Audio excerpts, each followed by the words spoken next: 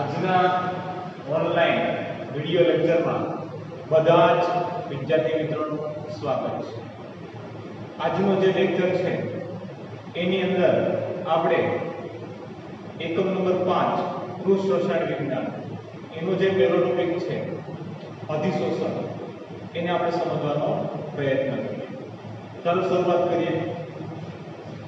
5.1 અધિશોષણ જે આપણા જે એકમ છે એનો પહેલો ટોપિક છે। તો એની અંદર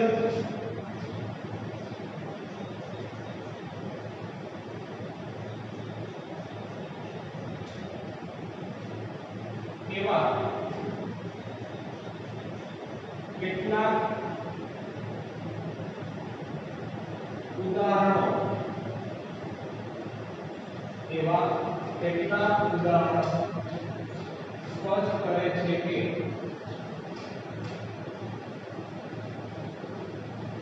એવા કેટલાક ઉદાહરણો જે છે કે જે સ્પષ્ટ કરે છે કે ઘન પદાર્થની સપાટીના સંપર્કમાં આવતા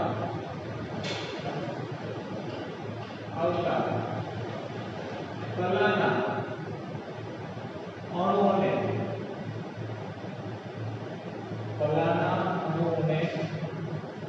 આકર્ષે છે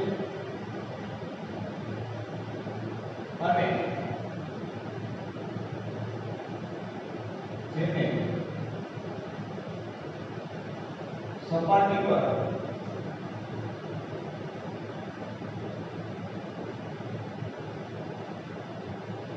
જાળવી રાખે અને તે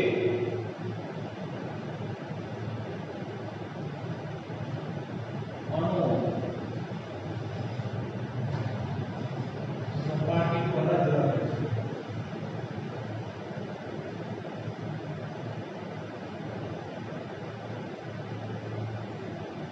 છે।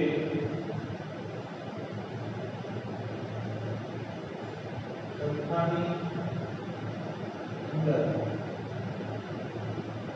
ઊંડાણમાં જતા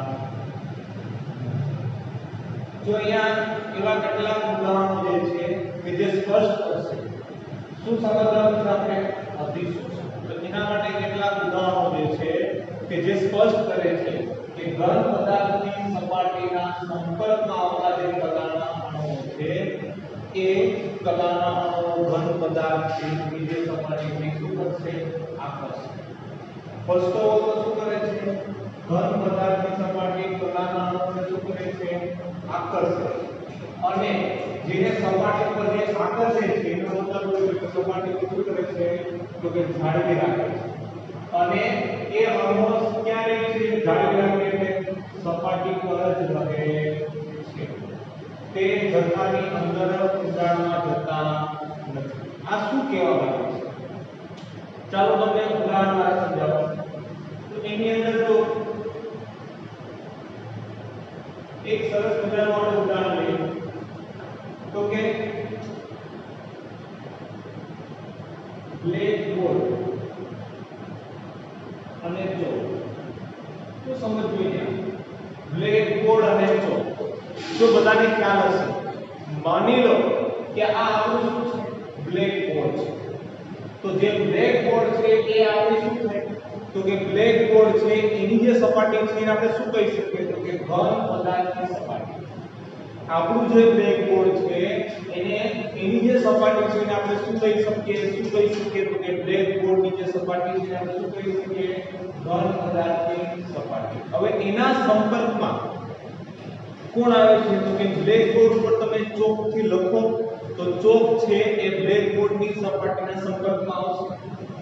તો એ જે સંપર્કમાં આવતા કલાના અણુઓ કલા એટલે અવસ્થા તો અહીંયા ચોક જે છે એ બ્લેક બોર્ડની સપાટી ઉપર આવે છે સપાટી ઉપર સંપર્કમાં આવે છે તો જે ચોક છે એ જે ચોકના કલા છે જે ચોક છે એ જે અવસ્થા છે ઘન ચોક છે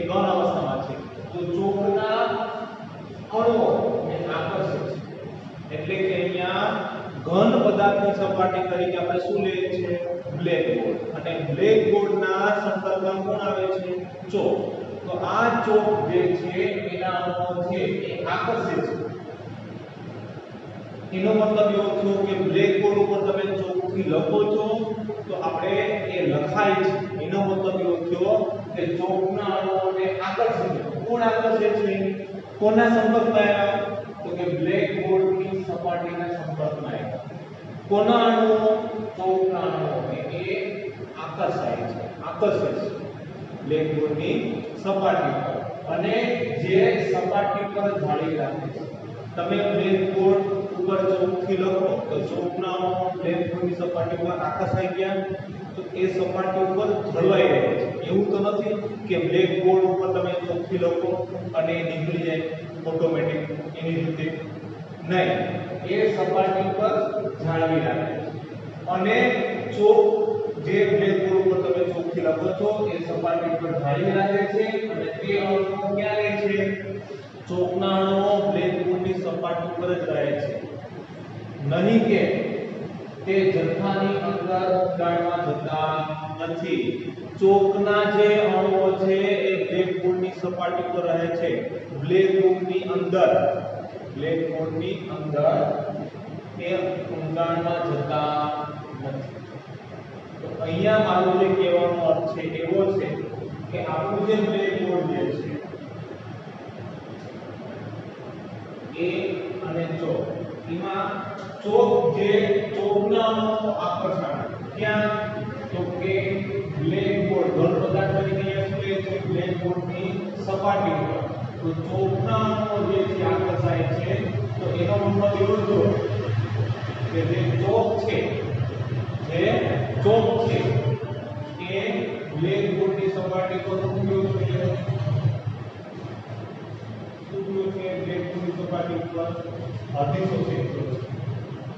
ચોકના અણુઓ આકર્ષણ ને બ્લેકબોર્ડની સપાટી પર અને સપાટી પર જ રહે છે. અણુઓ સપાટી પર જાળી રાખે છે અને સપાટી પર જ રહે છે. અંદર ઉડાડવા જતા નથી. પણ જે ચોકના અણુઓ આકર્ષાય છે એ કેવા ધ્યાન રહે છે? અધિશોષિત ધ્યાન રહે છે. પણ આ અણુઓ ક્યાં આકર્ષાય? કોની સપાટી ઉપર? તો કે બ્લેકબોર્ડની સપાટી ઉપર. આપણા માટે જે બ્લેકબોર્ડ છે મિત્રો એ આપણા માટે શું થયો છે? તો કે બ્લેકબોર્ડ શું છે? અધિશોષક. તો સમજો ને આ બધું તમને સમજાઈ જશે. બ્લેકબોર્ડ શું છે? અધિશોષક છે. આ બ્લેકબોર્ડ છે અધિશોષક છે કે એ ચોકના અણુઓને શું કરે છે? આકર્ષે છે. જેવા અણુઓ આકર્ષાય એટલે સપાટી પર જળવાય રહે, સપાટી પર જ રહે છે. જથ્થાની અંદર ઉડાડમાં જતા નથી. તો કોના અણુ આકર્ષણ? તો એ આપણા માટે શું થયું? અધિશોષિત. કોની સપાટી ઉપર આકર્ષાય છે? બ્લેકબોર્ડ આપણા માટે શું થયું? અધિશોષિત. આ રીતે તમે સમજી શકો. અને આ જે ઘટના ઘટિત થાય છે બ્લેકબોર્ડ ઉપર તમે ચોક વડે લખો છો એ જે ઘટના ઘટિત થાય છે એ ઘટનાને તમે શું કહી શકો મિત્રો? અધિશોષણ. શું કહી શકો? અધિશોષણ. કે જે આપણે આજનો ટોપિક છે. ચાલો પછી આપણે આગળ સમજવાનો પ્રયત્ન કરીએ. તો કે એમાં આપણો જે બીજો ટોપિક છે તો કે આણ્વીય સ્પીસીઝનું ઘન અથવા આણ્વીય સ્પીસીઝનું ઘન અથવા પ્રવાહીના જથ્થાના કરતા સપાટી પર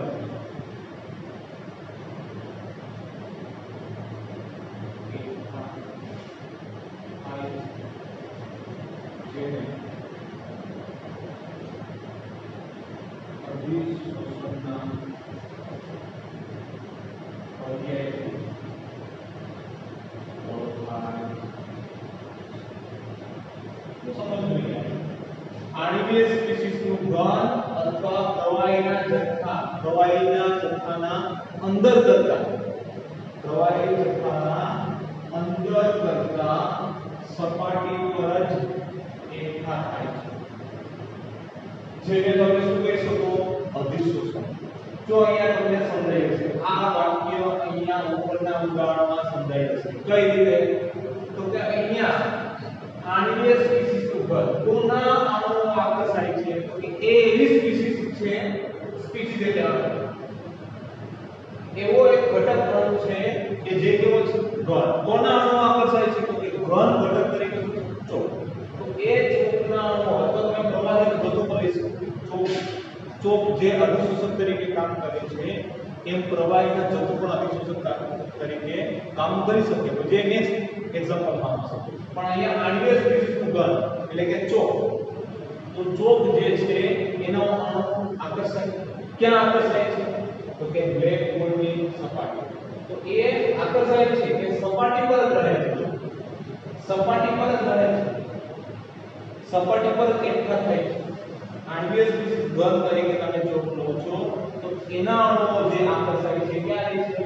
સપાટી પર જ એકઠા થાય છે, જેને આપણે શું કહી શકીએ?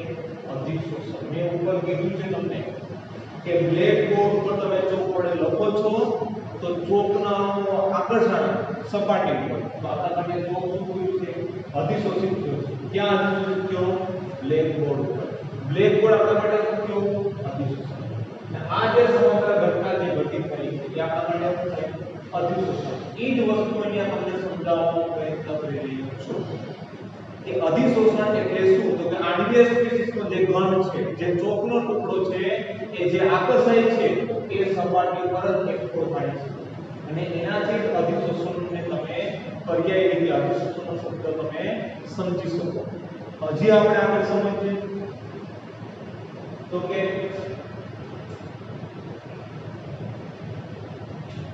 પદાર્થ જે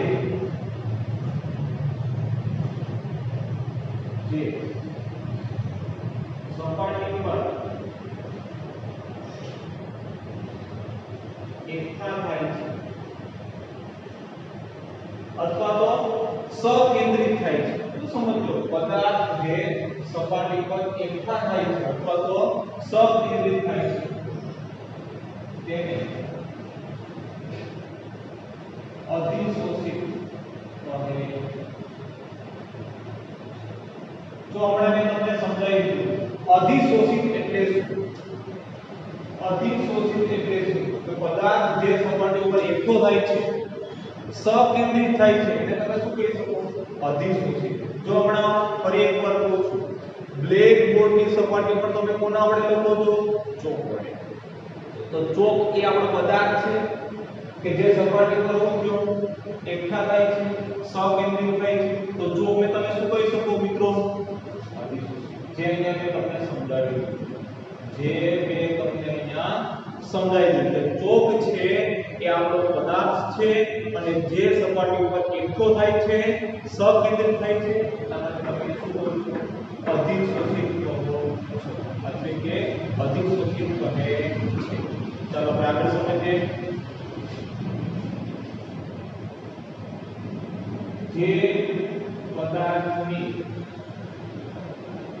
સપાટી પર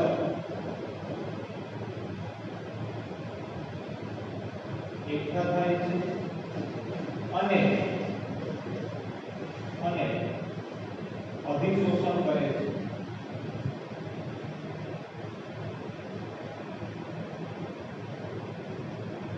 તેને અધિશોષણ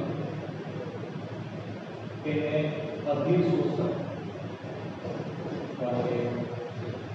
જે પદાર્થની સપાટી પર એકઠા થાય છે, આપણું જે ઉદાહરણ છે કે બ્લેક બોર્ડ ઉપર તમે ચોક વડે લખો તો અહીંયા શું કીધું છે કે જે પદાર્થની સપાટી પર એકઠા થાય છે. કઈ પદાર્થની સપાટી પર એકઠા થાય છે? તો કે બ્લેક બોર્ડની સપાટી પર એકઠા થાય છે. શું એકઠા થાય છે? ચોક. જેને આપણે શું કહી દીધું? અધિશોષિત. પણ હવે થોડું આપણે આગળ સમજવાનું છે કે જે પદાર્થની સપાટી પર એકઠા થાય છે તો એ પદાર્થ કયો આવશે? Black board. અને શું થશે? અધિશોષણની ઘટના થાય છે, જે મેં અહીંયા ઉપર તમને સમજાવ્યું. તો જે પદાર્થની સપાટી ઉપર એકઠા થાય છે તેને તમે શું કહી શકો? જે પદાર્થની સપાટી પર એકઠા થાય છે એને તમે શું કહી શકો? અધિશોષક કહે છે. તો અહીંયા અધિશોષક તરીકે શું આવશે ઉપરના ઉદાહરણમાં? બ્લેકબોર્ડ. કેમ કે જે પદાર્થની સપાટી પર એકઠા થાય છે તો એ પદાર્થ તરીકે શું આવશે? બ્લેકબોર્ડ. અને ત્યાં કઈ ઘટના તરીકે થાય છે? અધિશોષણ. તો આપણે એને શું કહી શકીએ? અધિશોષણ કરે છે અથવા તો એને કહે છે. પણ અહીંયા જે પદાર્થની સપાટી પર એકઠા થાય છે એને તમે શું કહી શકો મિત્રો? અધિશોષક. અને જે સપાટી પર એકઠા થાય છે પદાર્થ જે સપાટી પર એકઠો થાય છે એને તમે શું કહો છો? અધિશોષી તરીકે શું આવશે મિત્રો? જો અને જે પદાર્થની સપાટી પર એકઠા થાય છે જેમ કે બ્લેકબોર્ડ તો તમે એને શું કહી શકો? અધિશોષક કહે છે. ખ્યાલ આવે છે ને? ચાલો આપણે થોડું આગળ સમજીએ. તો કે અધિશોષણ ખરી રીતે પૃષ્ઠ ઘટના છે. શું સમજવું જોઈએ? અધિશોષણ જે છે એ ખરી રીતે કઈ ઘટના બતાવે છે? જો આ રીતે હું હાઇલાઇટ કરું છું કેમ કે આ એમસીક્યુ સ્વરૂપે શોર્ટ ક્વેશ્ચન સ્વરૂપે તમને પૂછી શકે. અધિશોષણ જે ટોપિક આપણે સમજી રહ્યા છીએ અધિશોષણ એટલે શું? તો કે આપણે કહી શકીએ એના માટે આપણે એક ઉદાહરણ આપી શકીએ કે બ્લેકબોર્ડ ઉપર ચોક વડે તમે લખો છો તો આ જે ઘટના ઘટિત થાય છે તમે શું કરી શકો? અધિશોષણ. પણ આ જે ઘટના ઘટિત થાય છે એ ઘટના ખરેખર શું બતાવે છે? પૃષ્ઠ ઘટના બતાવે છે. કેમ કે સપાટી પર એ ઘટના થાય છે. જેમ કે બ્લેકબોર્ડ ઉપર તમે ચોક વડે લખો છો તો એ ચોકના અણુઓ ક્યાં જાય છે? બ્લેકબોર્ડની સપાટી પર. તો જે ઘટના ઘટિત થઈ છે ક્યાં થઈ છે? સપાટી પર ઘટના ઘટિત થઈ છે. એટલા માટે તમે શું કહી શકો? પૃષ્ઠ ઘટના છે અથવા તો પૃષ્ઠ ઘટના કહે છે. એટલે અધિશોષણ થી કઈ ઘટના બતાવે છે? પૃષ્ઠ ઘટના કહે છે. હવે થોડુંક આપણે આગળ સમજીએ તો કે એમાં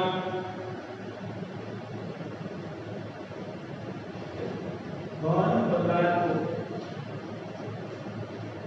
ખાસ કરીને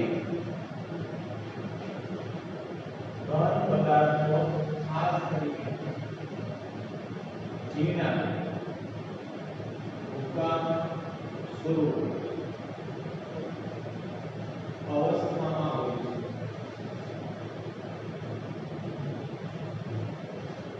ઘન પદાર્થો ખાસ કરીને કેવા હોય છે? ઝીણા ભૂકા સ્વરૂપ અવસ્થામાં હોય છે. જેને સપાટીમાં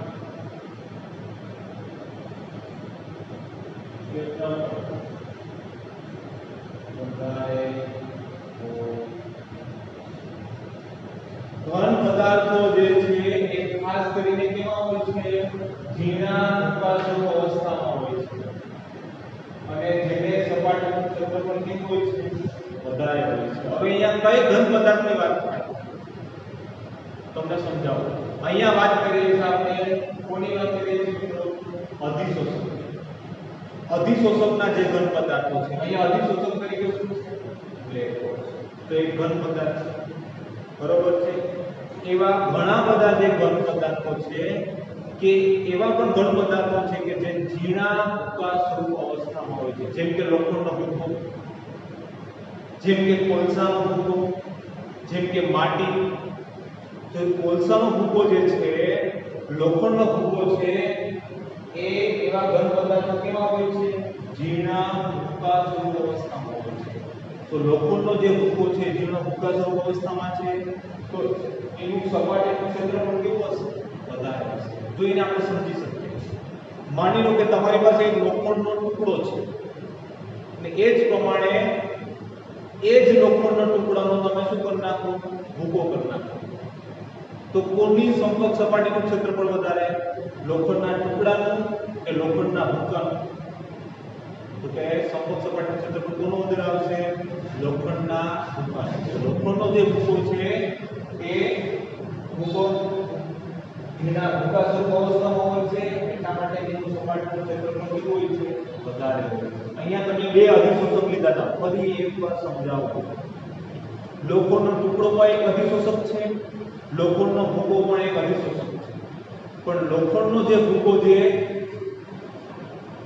ભૂકા સ્વરૂપ અવસ્થામાં છે એટલે કે એની સપાટીનું ક્ષેત્રફળ કેવું છે વધારે છે તો એ સારા અધિશોષક તરીકે કામ કરશે લોખંડના ટુકડા કરતા કઈ રીતે જે હું તમને સમજાવીશ એટલે અહીંયા એટલું યાદ રાખજો કે લોખંડના ટુકડા કરતા લોખંડનો ભૂકો જે છે એ સારા અધિશોષક તરીકે કામ કરશે શું કામ કેમ કે એની સપાટીનું ક્ષેત્રફળ કેવું છે મિત્રો વધારે છે આ વસ્તુને આપણે અહીંયા અધિશોષકની જે ક્રિયાના ઉદાહરણો છે એમાં આપણે સમજવાનું છે ચાલો આપણે થોડું કાર્ય સમજીએ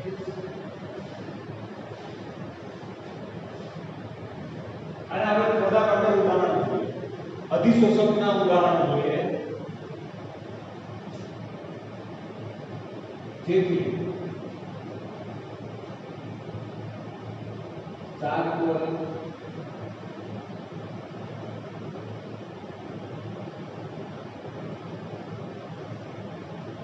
સિલિકા જેલ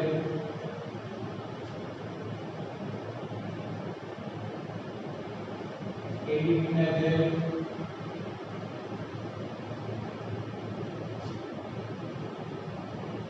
માટી કલી અને ઝીણા ભૂકા સ્વરૂપે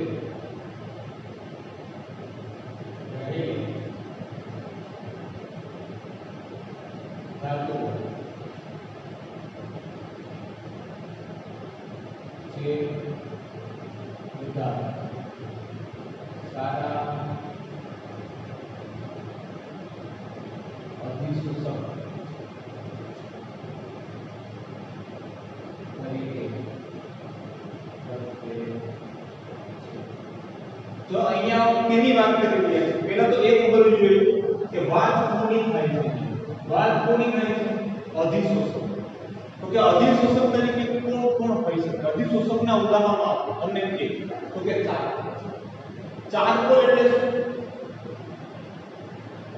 ચારકોલ એટલે માટી કે કોલસાનો ભૂકો કાર્બન કોલસાને શું છે કાર્બન તો આ જે કોલસાનો ભૂકો છે એને આપણે શું કહી શકીએ ચારકોલ કે જેને આપણે અધિશોષણની ક્રિયાના ઉદાહરણોમાં એનું એક્ઝામ્પલ આવશે તો ચારકોલ જે છે એટલે કે કોલસાનો ભૂકો છે એ પણ એક સારા શું છે મિત્રો અધિશોષક છે પછી સિલિકા છે આનો પણ આપણે અધિશોષણની ક્રિયામાં ઉદાહરણ આવશે જો અહીંયા હાઇલાઇટ કરતો સિલિકા જેલ કોને કહેવાય સિલિકા જેલ જે છે એ લેપટોપ જે બેગ હોય છે અથવા તો લગેજનું જે બેગ હોય છે એ બેગની અંદર નાની એક પોટલી હોય છે એ પોટલીની અંદર કાચના દાણા જેવા ઘટક પણ હોય છે એ શું કામ કરતા હોય છે તો કે લેપટોપ બેગની અંદર એ નાની પોટલી હોય છે જે તમે નવું બેગ લો અથવા તો તમે લગેજ બેગ લો તો એની અંદર એક નાની પોટલી મળે છે કે જે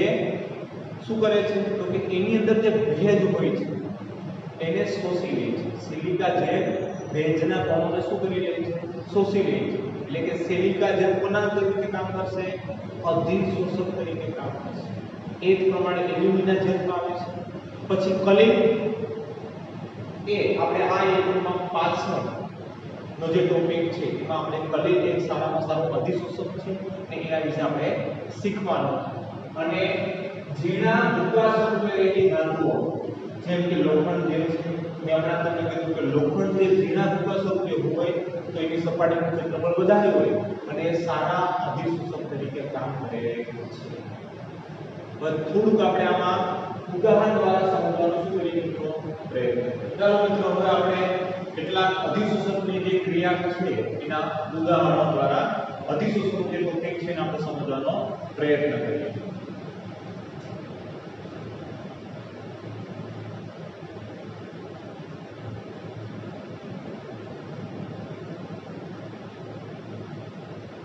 અધિશોષણ ક્રિયા. અધિશોષણની જે ક્રિયા થાય છે એના માટે કેટલાક ઉદાહરણો જે પાઠ્યપુસ્તકની અંદર તમને આપ્યા છે તો એને આપણે એક પછી સમજીએ. તો એમાં જે પહેલું જે ઉદાહરણ છે એને આપણે સમજવાનો પ્રયત્ન કરીએ. તો પહેલું જે ઉદાહરણ છે એમાં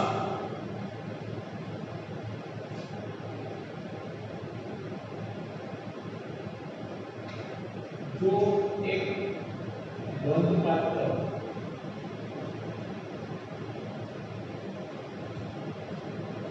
ભૂકો કરે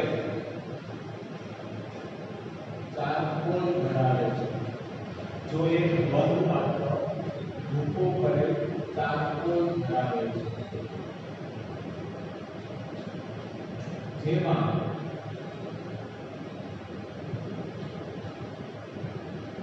વાયુ જેવા કે એક બંધ પાત્ર જે છે એમાં ભૂકો કરે છે ચારકોલ છે અને જેમાં વાયુ હાઇડ્રોજન વાયુ, ઓક્સિજન વાયુ, ક્લોરીન વાયુ, કાર્બન મોનોક્સાઇડ વાયુ, એમોનિયા વાયુ અને સલ્ફર ડાયોક્સાઇડ જેવા વાયુ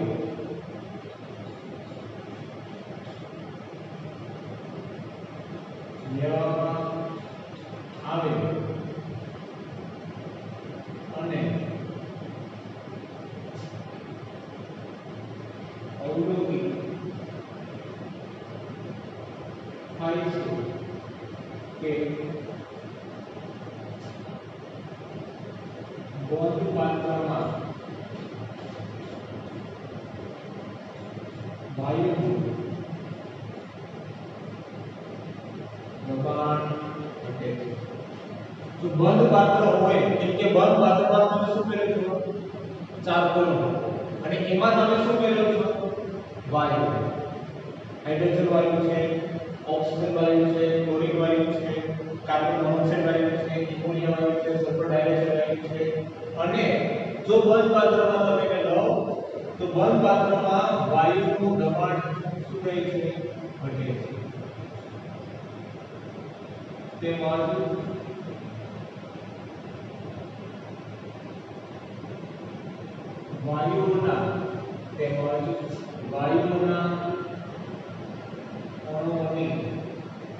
વાયુઓના અણુઓ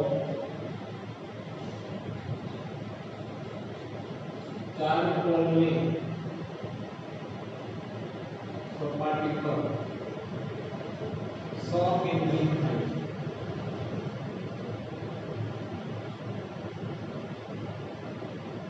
સકેન્દ્રિત થાય છે એટલે કે અધિશોષિત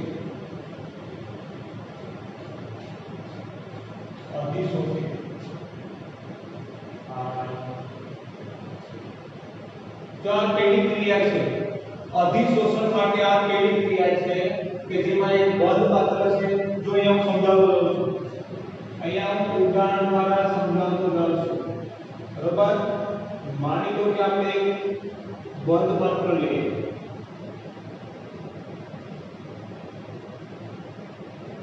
બરોબર છે? આ શું છે મિત્રો? તો કે આ એક આપણા માટે શું છે? તો કે બંધ પાત્ર છે. બરોબર છે?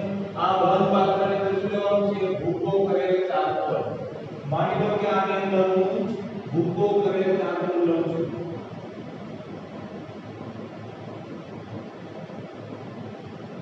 આ શું છે કે ભૂકો કરેલ ચારકોલ. બરોબર? અને બંધ પાત્ર છે એમાં ભૂકો કરેલ ચારકોલ ધરાવે છે જેમાં વાયુ જેવા કે આ બધા વાયુઓ છે. હાઇડ્રોજન વાયુ, ઓક્સિજન વાયુ, ક્લોરીન વાયુ, કાર્બન મોનોક્સાઇડ, એમોનિયા કે સલ્ફર ડાયોક્સાઇડ. તો આમાંથી કોઈ વાયુ આપણે આની અંદર ઉમેરીએ. માની લો કે આની અંદર આપણે શું કહીએ છીએ કે હાઇડ્રોજન વાયુ. તો હાઇડ્રોજન વાયુ જે છે આ બંધ પાત્રની અંદર તમે ઉમેરો તો આ હાઇડ્રોજન વાયુના ઘટકો છે કે જે તમે બંધ પાત્રની અંદર તમે શું કરો છો ઉમેરો.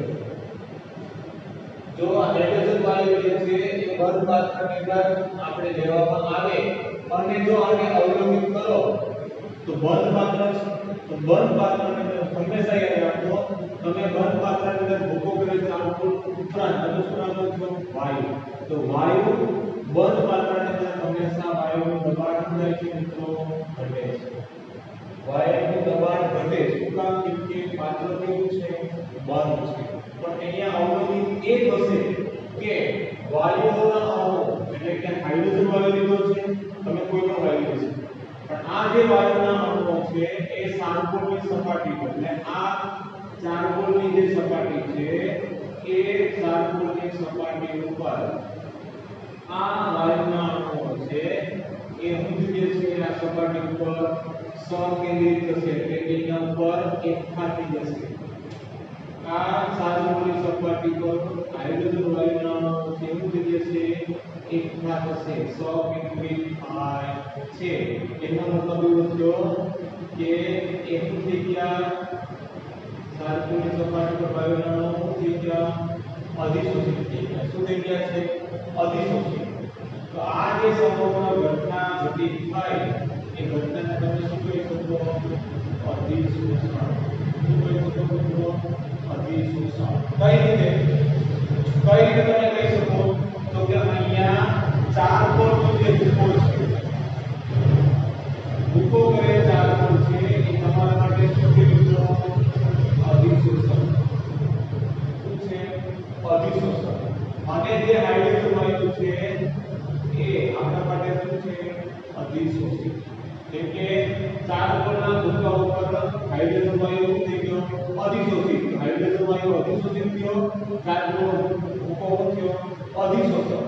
તો આ જે સમગ્ર ઘટના થઈ છે એને આપણે શું કહી શકીએ અધિશોષણ. તો આ એક અધિશોષણ ક્રિયાનું શું છે ઉદાહરણ. હવે બીજું જોઈએ આપણે ઉદાહરણ. તો બીજું ઉદાહરણ સમજવાનો પ્રયત્ન કરીએ. ચાલો કાર્બનિક દ્રવ્ય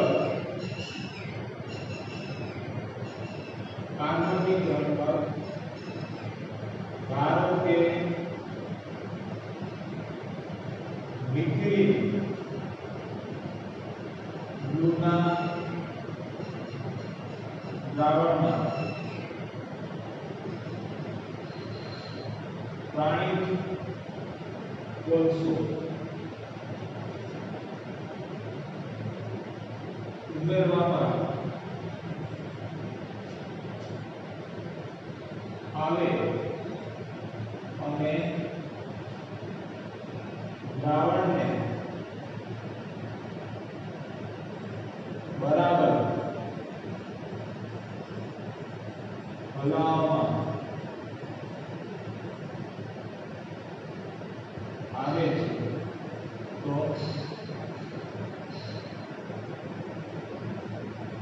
દ્રાવણનું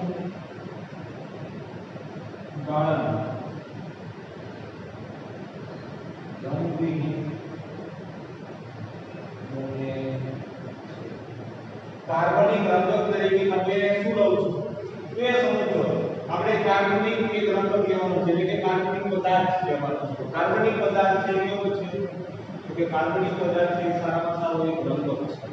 તો આ રંજક ધરાવતો કાર્બનિક પદાર્થ લો એનું નામ શું રાખ્યું છે મિથિલિન બ્લુ. આ એક મિથિલિન બ્લુ છે એને તમે શું કહી શકો કાર્બનિક પદાર્થ કે જે રંગો ધરાવે છે. આ મિથિલિન બ્લુ તમે શું લીધું છે દ્રાવણ. એ દ્રાવણમાં શું કરવું છે પ્રાણીનો કોલસો ઉમેરવામાં આવે. તો અહીંયા હું ઉદાહરણ દ્વારા થોડું સમજાવવાનો પ્રયત્ન કરું છું. એ સમજો ખાસ સમજો અહીંયા મિત્રો કે માની લો કે તમારી પાસે એક કન્ટેનર છે એટલે કે એક પાત્ર છે બરોબર છે અને આ પાત્રની અંદર શું રહું છું કે આ પાત્રની અંદર કાર્બનિક દ્રવ્ય રહું છું.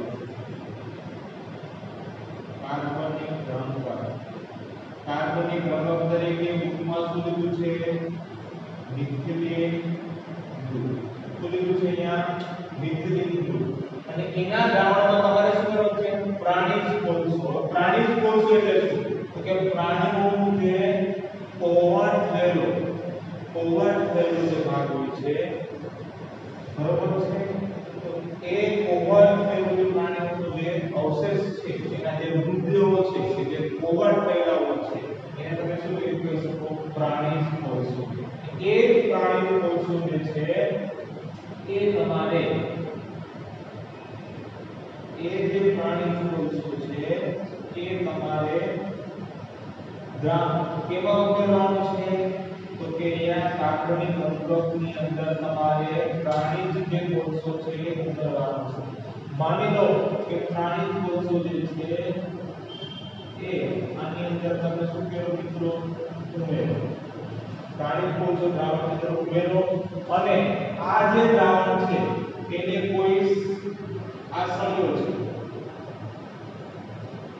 આ જે સળિયો છે એની મદદથી તમે આ દ્રાવણને શું કરો હલાવો તો હલાવવામાં આવે તો દ્રાવણનું ગાળણ છે કેવું બને છે રંગહીન બને છે અહીંયા દ્રાવણને તમે સળિયા વડે હલાવશો તો આ જે ગાળણ જે છે એ ગાળણ કેવું થઈ જશે રંગહીન બને છે એટલે કે આપણે કહી શકીએ એટલે કે રંગકના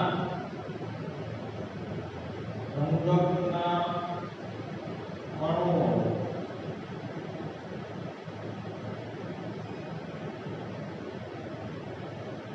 પ્રાણીજ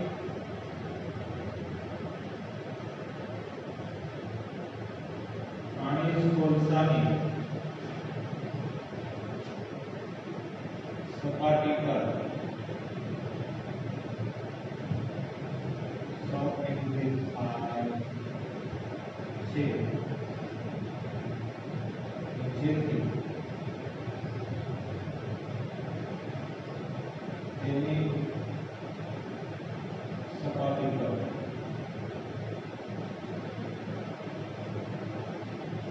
અધિશોષણ તેથી સપાટી પર અધિશોષિત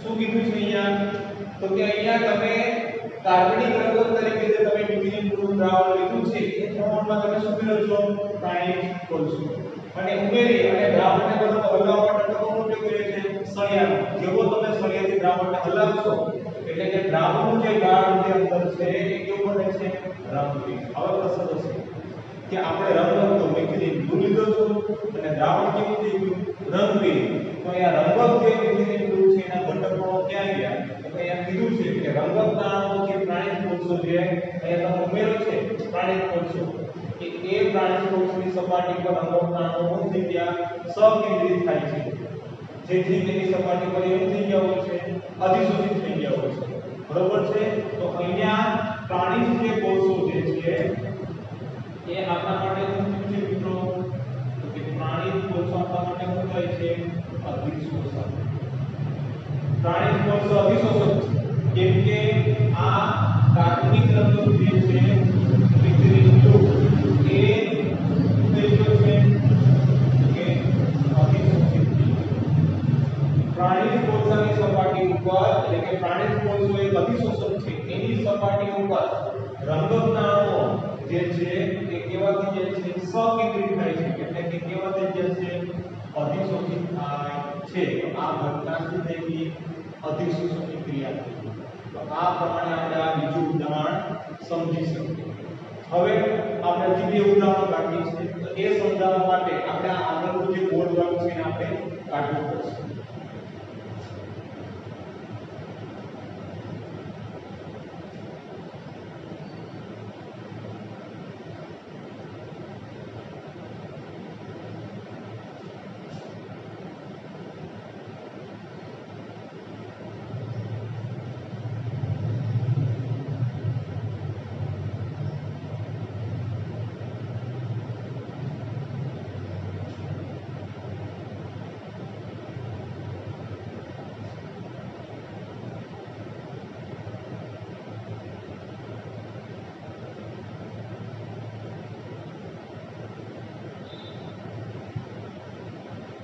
ચાલો હવે આપણે જે ત્રીજું ઉદાહરણ છે એને સમજાવવાનો પ્રયત્ન કરીએ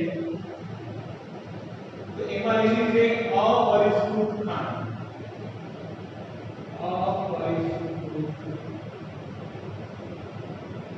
ખાંડના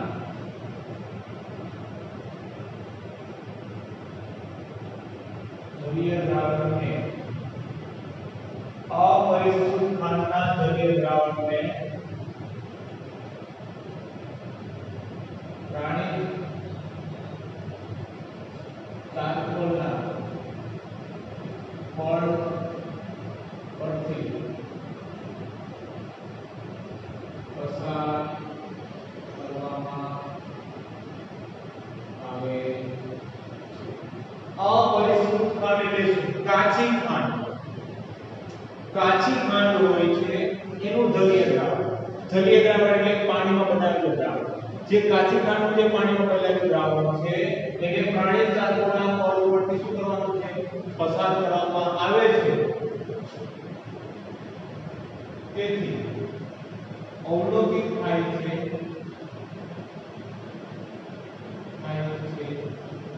કે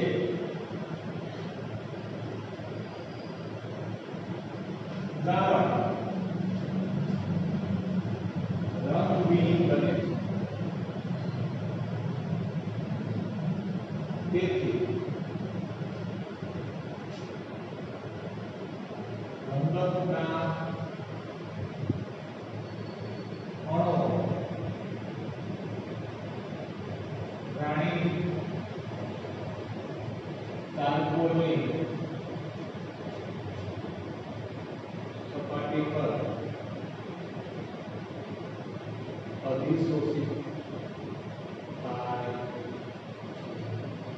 શું કીધું છે અહીંયા? કાચી ખાંડનું જે પાણીમાં બનાવેલું દ્રાવણ છે એને પ્રાણી ચારકોલના ફળ ઉપરથી તમે પસાર કરશો એટલે અવલોકિત થાય છે કે દ્રાવણ કેવું બની જશે?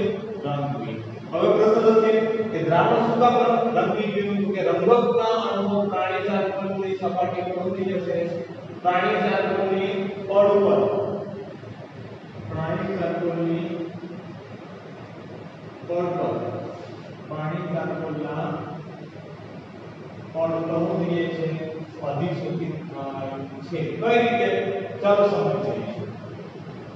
તો એને આપણે સમજી શકીએ કે અપરિષ્કૃત ખાંડનું જે જલીય દ્રાવણ છે માની લો કે આપણે નાનું કન્ટેનર લીધું છે બરોબર છે આ કન્ટેનરની અંદર તમે શું લીધું છે તો કે અપરિષ્કૃત ખાંડનું જલીય દ્રાવણ અપરિષ્કૃત ખાંડ એમાં આપણે શું લીધું છે જલીય દ્રાવણ. થોડી સમજ માટે કહી દઉં કે આ દ્રાવણ કેવું તૈયાર થયું હશે? પીળું. અપરિષ્કૃત એટલે કાચી ખાંડનું જે પાણીમાં બનેલું દ્રાવણ છે કેવું હશે? કેવું તૈયાર થયું હશે? પીળા રંગનું તૈયાર થયું હશે. એની અંદર તમારે શું લેવું છે? પ્રાણી ચારકોલ. ચારકોલ એટલે કોલસાનો ભૂકો. પ્રાણી ચારકોલ એટલે એક પ્રકારનો પ્રાણીઓનું જે મૃત છે અવશેષો છે એનું જે ભૂકો છે એ પ્રકારનો કોલસા જેવું ચારકોલ એટલે કોલસો એ પ્રાણી ચારકોલ છે એના પર ઉપરથી અપરિષ્કૃત ખાંડને શું કરવાની છે? પસાર કરવાની છે. તો આ જે અપરિષ્કૃત ખાંડ જે છે એને તમે આ શું લીધું છે તો કે આ આપણે શું લઈએ છીએ તો કે એની સપાટી જે છે એને આપણે શું કહી શકીએ? પ્રાણી આ જે પ્રાણી ચારકોલ જે છે એ પ્રાણી ચારકોલ જે આ પડ છે આ પ્રાણી ચારકોલનું શું છે? પડ છે. તો આ પ્રાણી ચારકોલના પડ ઉપરથી અપરિષ્કૃત ખાંડના જલીય દ્રાવણને શું કરવાનું છે? આપણે પસાર કરવાનું છે.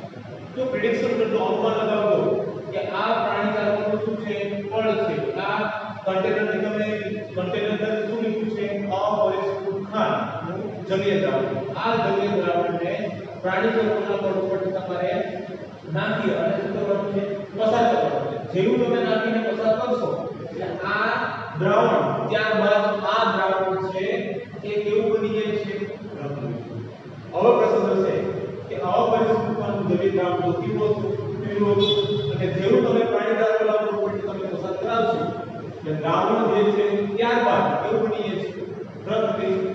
રંગવિહીન શું કામ બેઠું છે તો કે આની અંદર જે રંગના અણુઓ છે એ રંગના અણુઓ પાણી તત્વના અણુઓ શું થઈ ગયા તો અધિશોષિત થઈ ગયા તો આ સમગ્ર ઘટના છે કોની છે અધિશોષણ ક્રિયા તો આની અંદર અધિશોષક કોણ છે તો કે અધિશોષક તરીકે કોણ આવશે મિત્રો અધિશોષક તરીકે કોણ આવશે કે પ્રાણી ચાલકો એ અધિશોષક છે એના ઉપર તમે અપરિષ્કૃત પાણીના નાખશો તો રંગકના અણુઓ જે છે અહીંયા આ રંગક તરીકે જે પીળો છે એના અણુઓ છે એ શું થઈ ગયા છે મિત્રો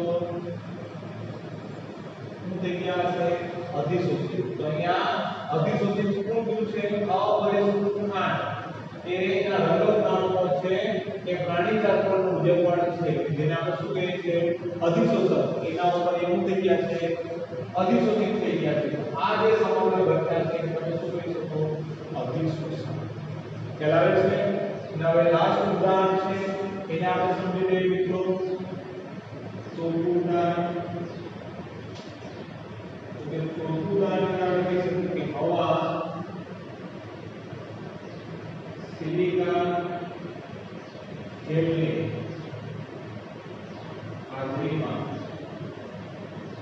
શુષ્ક બને શું કીધું છે હવા છે સિલિકા જેલની હાજરીમાં શુષ્ક બને છે કારણ કે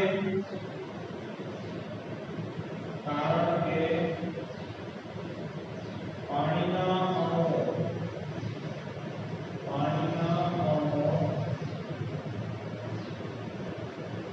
સપાટી પર